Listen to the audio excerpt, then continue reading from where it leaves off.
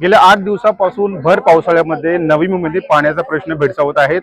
आपल्यावर काही खारघरच्या महिला आहेत, त्या ठिकाणी पाण्याचा प्रश्न निर्माण झालेला आहे। काल सुद्धा सिडकोवरती एक हंडा मोर्चा काढण्यात आला होता आणि आज सुद्धा एक हंडा मोर्चा काढण्यात आलेला आहे। आपण जाणून घ्या काय सांगाल, आज आपण हंडा मोर्चा काढण्यात आलेला सिडको रायगड भवनवरती।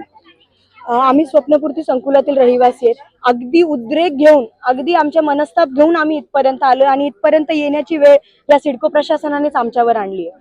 बेसिक नीड आहे पाणी, खूप अगदी बेसिक नीड आहे आमची, ती सुद्धा सिडको पूर्ण करत नाहीये। सिडकोने जे आम्हाला आश्वासन दिले होते घर घेताना की आम्ही तुम्हाला 24 तास पाणी पुरवठा करू, एक हक्काचं तुमच्या स्वप्नातलं घर आम्ही तुम्हाला देऊ, आज त्या स्वप्नातल्या घरांची राखरांगोळी होताना आम्हाला दिसते। आमच्या घराघरांमध्ये वादविवाद होतात, आमच्या शेजाऱ्या पाजाऱ्यांमध्ये वाद होतात, त्याचं कारण फक्त आणि फक्त पाणी।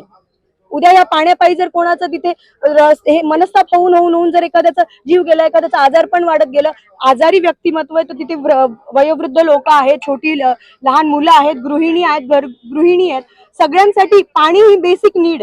तुम्ही आमच्यापर्यंत आमचं पाणी का पोहोचवत नाहीये? जेव्हा की प्रत्येक आता पाऊस मुबलक प्रमाणात झालाय, सगळीकडची धरणं भरली आहेत, ज्या आसपासची आपली धरणं आहेत ती सगळी भरली आहे। मुंबई सारख्या ठिकाणी पाणी पुरवठा आपल्या इथून तिथपर्यंत पोहोचतोय, पण आपल्या आसपासच्याच एरियात असं का? स्वप्नातले शहर बनवतात, नवी मुंबई हे शहर स्वप्नातलं शहर म्हटलं जातं की जे मुंबईमध्ये इन्सफिशियंट व्हायला लागलं म्हणून एक पूर्ण प्लॅन्ड सिटी बनवली आहे। प्लॅन्ड सिटी मधला प्लॅन्ड प्रोजेक्ट आहे हा स्वप्नपूर्ती। तिथपर्यंत तुम्ही पाणी का पोहोचवू शकत नाहीये? का तिथल्या रहिवाशांना हे करायला लागतंय? आज एक मिडल क्लास व्यक्तीने तिथपर्यंत आले आणि आमच्या आजूबाजूला असलेल्या प्रायव्हेट बिल्डर्सच्या प्रत्येक प्रोजेक्ट जवळ जर पाणी पोहोचतंय आणि आमच्याच जर सोसायटीत नाही, तर हा प्रश्न आम्ही नक्की उपस्थित करू। प्रायव्हेट बिल्डरला पाणी पोहोचतो, सिडकोच्या ज्या बिल्डिंग त्यांना पाणी पोहोचतं। सिडकोच्या बिल्डिंगला सर झाले लास्ट 1 महिना, सुरुवातीला आम्ही उन्हाळ्यात समजून घेतो पाणी येत नाही, आताही आम्हाला शनिवार रविवार पाणी नसतं, सोमवारी आमच्याकडे पूर्ण पाण्याचा ठणठणाट असतो। दरवेळेस त्यांच्याकडनं विचारणा केल्यावरती त्यांच्याकडनं उत्तर काय येतात की नाही इथे काहीतरी काम चालू आहे, तिथे काहीतरी ब्लॉकेज झालंय, तिकडे नेरुळला पाणी टाकायचं म्हणून इकडे खारघर नोडचं पाणी बंद केलेलं आहे असं, आणि आम्हाला एक आश्वासनं दिली जातात की एवढं पाणी तर आम्ही सोडलंय, पण आमच्या टाक्या अगदी कोरड्या आहेत, आमच्या घरांमध्ये पाणी नाहीये। झाली मागचे 15 दिवस तर आम्ही अक्षरशः खूप मनस्तापात काढली।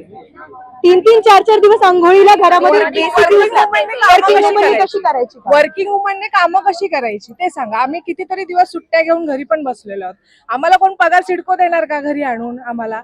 आम्ही काही घरांमध्ये वृद्ध आहेत, काही घरांमध्ये आजारी माणसं आहेत, लहान मुलं आहेत, काही झालं आता पाणी भरणं म्हणजे आमचा अर्धा दिवस 12 वाजेपर्यंत आम्हाला पाणी, कारण एवढी भांडणं आमच्या सोसायट्यांमध्ये प्रत्येक बिल्डिंग मध्ये चालू आहेत ना। एक तर आता सध्या आमच्या सोसायटी तयार झालेल्या आहेत, आता नवीन सगळ्या कमिटीवरती पण सगळं येत आहे ना प्रेशर, ते पण लोक नवीन आहेत, त्यांना तरी आम्ही काय बोलणार? सिडकोच भरून पाणी देत नाही तर कसं करणार आम्ही? प्रश्न अजून एक आहे, पाण्याच्या ह्या उद्रेकमुळे काय होतंय, बिल्डिंगांमध्ये त्यांनी कामं व्यवस्थित नाही केली आहेत। एखादा व्यक्ती बिचारा कामाला जायचं असतं तर नळ चालू चालू राहून जातो। आमच्या बिल्डिंग मध्ये तर किती भांडणं, त्यांचे इथे 50-50 हजाराचे, 1-1-1.5 लाखाचे लॅपटॉप, गाद्या, सगळं भिजतंय। पाणी जर भरलं ना सगळं भिजून जातंय, तर हे सगळं सिडको भरून देणार आहे का? म्हणजे स्वप्न दाखवायचं। आमच्या प्रमुख मागण्या आहेत, अगदी 24 तास पाणी, जी आम्हाला त्यांनी आश्वासनाची पुडी आमच्या हातात ठेवली होती ना, ती त्यांनी पूर्ण करा। आणि सर सिडको पाणी चोरतंय, पाणी चोरणं, हे बिल्डर जे प्रायव्हेट बिल्डर आहेत ना त्यांना सिडको पाणी पुरवताय आणि आमचं पाणी चोरून त्या बिल्डरांना देताय सिडको, तर हे आम्ही मान्य करणार नाहीये। सिडको स्वप्नपूर्तीचं पाणी स्वप्नपूर्तीला सिडकोने दिलाच पाहिजे, नाही तर हे आंदोलन पूर्ण उद्रेक करणार आहेत। मग स्वप्नपूर्ती